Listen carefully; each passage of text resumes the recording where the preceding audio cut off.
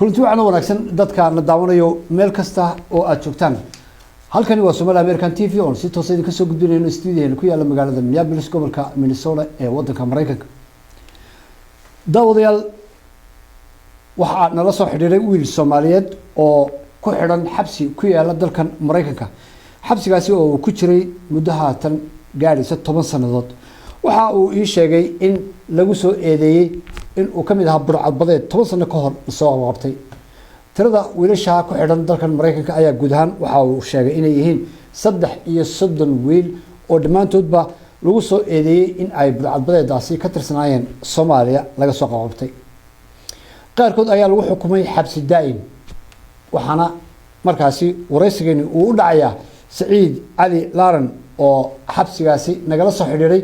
iyo bal waxa uu ka codsanayo ummadda Soomaaliyeed iyo dawladda Soomaaliyeedba magacaygu waa Saciid Ali Laaran waxa ka soo waxaya galbeedka Virginia meesha adiga soo wacaysa ma xabsi ba xabsi weyn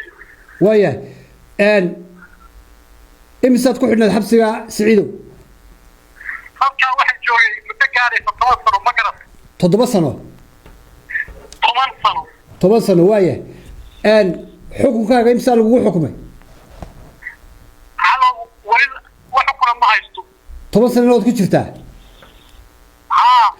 okay xagee laga soo xiray waxa laga soo xiray Soomaaliya marka dambiga lagu eedeynaya eedo xirantay waxa weeye burcadbadeed 10 sano ka hor xagee laga soo qabtay marka waxa meesha kaligeena maaha waxa uu ahay dad badan oo gaaraya 33 qof oo Soomaaliya oo laga soo qabtay badda ma garan 33 kiilmiya oo socoteen ma hal mar baa la soo qabtay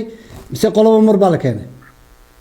waxa weeye dadka meelo kala duwan baa laga soo qabtay laakiin waa la isu geeyay ma garan aye 33 kiilmiya marka ma West Virginia ku xirantiin isku meel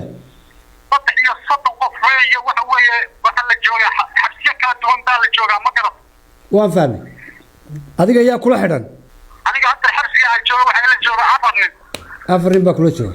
bal ii sheeg meesha laga soo qabtay iyo sida lagu soo qabtay iyo inta ahaydeen Soomaaliya markii laga keenay marka waxaan ahayd lixnan baa aniga ila socday xilli habeennimaha waxa ka shaqeyn jiray dadka taariikhda waxa la yiraahdo dadka dhoofiya dabadeedna xilli habeennimaha la istaaga diinay aniga shanti kale wasaasa laba qabtay waxa la yiri maxaa istaaga weyneen waxa la yiri maxaa ka shaqeynaysan haye dabadeed waxa dhacay xilligaas maxaa isu taagi weyneen hadda tariib leeyihiin ilaa iyo xilligaa aan ku hadlay waxa weeye waxaan u xiranahay maxaa isu taagi weyneen ma garan idinku marka ma la shir bad wadateen dooniya xilligaa dubbaya dooniyaha dadka global wadana waaweyn oo Soomaaliya dadka axootiga ka shaqeeyo isku xidha Yemen iyo Soomaaliya waaye laakiin burcadbadeed waxa kuma idin lug lahayn miya kuma ana lahayn wax mid college from a federal prison dadka taariikhda ka shaqeeyo ma garan waaye maxkamad lagu taagay maxkamad waa tagnay laakiin waxa ku dhacay ma jiro marka kiiska dib baa loo dhigaa 2 sano 3 sano ma garan waaye Saciid ma maqashaa si wanaagsan waaye inamada kale ama dadka kale ee xidhan ee 33 aad ku sheegtay iyaga xukun ma ku dhacay ma sidaadoo kale iska xidhan yihiin waa sida xaalkoodu kuwa xaalkoodu waxa weeye dadku waa kala duwan yahay dadka intiisa badan waa xukuumad tahay waxa ku xukuumadda xabsidaay iyo dadka badan oo Soomaaliya xabsidaayga ku xukuumad wixii ka codsanayaan dowladda Soomaaliya madaxweyne Maxamed Cabdullaahi Farmaajo iyo ra'iisul wasaare Rooble dadka inay xaaladooda ka qabtaan waaye marka ma xabsidaay baa lagu xukumay inta kale dadka intiisa badan waxa weeye qayb xabsidaayna qayb 3 sano qayb haween la xukumay ma garan waaye rag iyo haween miyaad isku jirtaan mise rag quraatiin maxaa tiri rag iyo dumar miyaad ku jiraan dumar maya waxa dumar inagu jiraan rag weyn waaye marka ma dad dhalinyaro ah ma dad waaweyn ba maxaad ku qiyaasi kartaa daada 33 kaan dadkaas dad dhalinyaro u badan badidoodu waa dhalinyaro waxa weeye dadkaas waxay joogaan xabsiyada wixii Mareykanka dhalinyarada tirada badan leh oo ku dhibaataysan xabsiyada Mareykanka dowladda Soomaaliya waxay ka codsanayaan xildhibaanada iyo wasiiradu inay ka caawiyaan xaaladda ay ku sugan yihiin waayo dad baan dadkoodii wali la xiriirin muddo gaaraysa 10 sano adigu dadkaaga ma la xidhiidhaa Soomaaliya عالي هذا أنا واحد الله مالك استا waaya iyaga maxaa xiriirka u diiday inay dadkooda la xiriiraan وحاودي لي ضد وحوية أنا وحوية ضد كان وحي قرا وايا فيه الصومالية ما قرا waaya دولنا وحاوية بوايا أو هارنكا كعاوية sidii ay telefoonka u dirsan lahaayeen annaga Somali American TV oo aad nala soo hadashay hadda sidaad nagu soo heshay waxaan ku soo helay waxa weeye aniga waxyaalo badan dad badan baa caawina waxa weeye wixii aan u baahdo oo hawsayka dibadda haddaan u baahdo website iyo wax kasta oo qada waa helaa ma garad waaya noloshiina xabsigu annagoo qiyaasi karayna xabsigu siduu yahay bal ka waran siduu yahay xabsigu alo xabsigu waxa weeye meel kasta ku yaal isku mid xabsi waa xabsi meel daro male ma garad waaya marka noloshiina waa sidee Saciidow علي حرارة ما يمقشها si wanaagsan وحوي نواش حبسوا ما فينا ما قرب waan gartay وحوي تدخل عندي منطقة يا شو قيب حنوصل وحوي حبس ويا ماشي ومركز اليرادة الصومالية وكل بالحبسية الصومالية وحي كعمليا وهذا إلا قاوي حالة وحنا حالة صراحة الله بدي الدولة الصومالية ما قرب dawladda ka codsanaysan inay idin la soo xiriiraan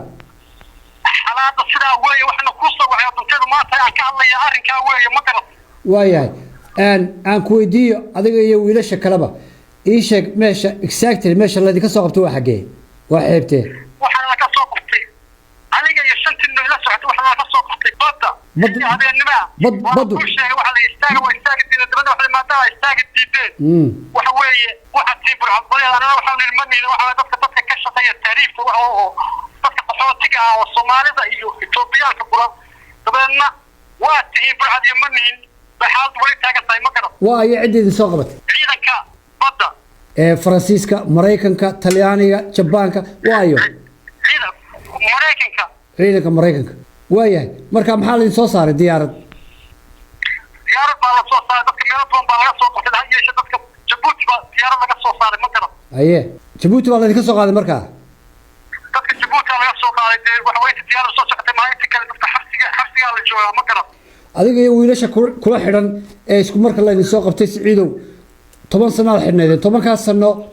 xabsi inagoo og dhibka uu leeyahay ma heshaan inaad in wax la idin baro si aad waqti uga faa'iidaysataan waxbarashadu way jirtaa hay'adda meesha waa xabso waxa weeye waxbarashadu ma fiicna oo waxa weeye marba inta badan xabsigu waa iska xiran yahay cid iskuulka ma aado wala joogno dadka qofka meel buu joogaa waxa weeye markii dambeetana hadda waa la xiray warkii cudurkii corona virus baa waddanka yimid oo cidlo iskuul ma furto ma garab adduunka sidee ula xidhiidhaa sidee ula socotaa in cudurka coronavirus uu jiro wararka caalamka kuwa Soomaaliya waxyaabahaas oo dhan ma ka dhoohantihiin mise waad haysan warka oo waad maqashaan wallahi anigu waxa weeye website-da akhriya wararka maanta wixii aad ku hadleen oo yiraahdeen ama Soomaaliya hadii aan u baahdo waa helaa ma garab ragga kale aad leedahay telefoon ma diraan ee jeelasha kale ku xidhan iyagu waxaan maleynayaa wax war ma hayaan adduunka wallahi dadku waa kala duwan yahay wasaa ku sheegay dadka qaybta Soomaaliya la xiriir marka waxa weeye cid caawisana waa la waayay dadkaas waxa ka codsanaya dawladda Soomaaliya xaaladooda in wax laga qabto waaya waan gartay maxaad ka codsan lahayd dawladda Soomaaliya dawladda Soomaaliya waxaan ka codsanaynaa dhalinyarada Soomaaliyeed ee ku xiran xabsiyada Mareykanka in xaaladooda wax laga qabto dadka sidii xirnimo loo siin lahaayeen xirnimadooda dib loogu celin lahaayeen la baala galo haddii kale ma waxaad doonaysaan xabsiyadan in loo wareejiyo Soomaaliya oo halkaad Mareykanka kaga xidhantiin la idinku xidho Soomaaliya sidaa raalli ma ku noqon kartaan علي حرارة ما يمقشها si fiican وحوي تاسو وادان تقدر هذه فرق الصومالي لو ورجي وحوي وانا قردي سيجور وي wiilasha kale ee xabsiyada kale ku xidhan ma la xidhiidha adigu shakhsiyan ragga intiisa badan waa la xidhiidhaa dabadeedna waxa weeye dadku dad dhalinyaraha weeye meel wax la mariyo waa la garan waaye dabadeedna inaad hadda ka hadlo wuxuu yidhi nin dabada ka tegay dad buu moolay wixii dhaaba waa garan waaye calow waaya inaad noo soo xidhiidhid ma wax dhiba bay kuu keenaysaa xagga sharciyada xabsiga aad ku anigu meel kasta waa la xidhiidhaa hadda ka hore waa kusoo waxay waxa weeye ciddaa doonaa wici karaa ciddaa doontaa wici kartaa waa hagaag annagu intaanu samayn karayna waxa weeye warkiina Saciidow inaanu gaarsiino dowladda Soomaaliya iyo shacabka Soomaaliyeedba ehelkaaga adiga shakhsiyan laga yaabo inay ku dhageysanayaan xagee joogan kala joogan horta dadkaygu waxa weeye waxay joogaan Soomaaliya gobolka bari Sanaag dadka waxay dhageysanayaan waa salaamaynaa waayahay ehelka waalidka walaalaha maxaad halkan uga gudbin lahayd Saciid Cali waxa weeye waa la hadlaa hadda waa la xiriiraa hadda waxa weeye waa la hadlaa waayahay سعيد السودان والله حرير كرنا إنما ذا كله حبسية كله كحرة. علي وحوي والله وحوي. This call is from a federal prison. يا وحي ما قرأت حتى كم شيء كرم وحوي. ما أنا ولا جوبنا وركا كم شيء كرم ساعة حديثه. وهجاك هذه أضواء محصنة سعيد علي لارن. علي حرارة سيدو كرم وسلام يا أضواء محصنة. وهجاك داوديال ورئيس قاسين تاسي أيام كسو كوبيا ورئيس قاسين الله يشي سعيد علي لارن أو سوى محبوس كحرن ميت كميدا حبسية دا ودكان مريكان كاسي أو لقصو حري ودكا صوماليا كدب مركي لقصو قبتي حباها دينا بنتلاند iyadoo markaas lagu soo eedeeyay dambiga ah ama eedda ah in uu kamid ahaa burcad badeed sida uu warka ku sheegay 10 sanadood ayuu haatan xabsiga ku xidhay waxa uu qayb ka yahay 3 wiil oo Soomaaliya oo ku xidhan dalkan Mareykanka oo qaarkood lagu xukumay xabsi daa'im iyagoo lagu eedeeyo inay ahaayeen burcad badeed tan iyo kulankeena dambe daawadayaal intaasi ayaan ku soo koobay barnaamijkaasi dhamaantiin ba waxaan leeyahay sida iyo nabad geliyo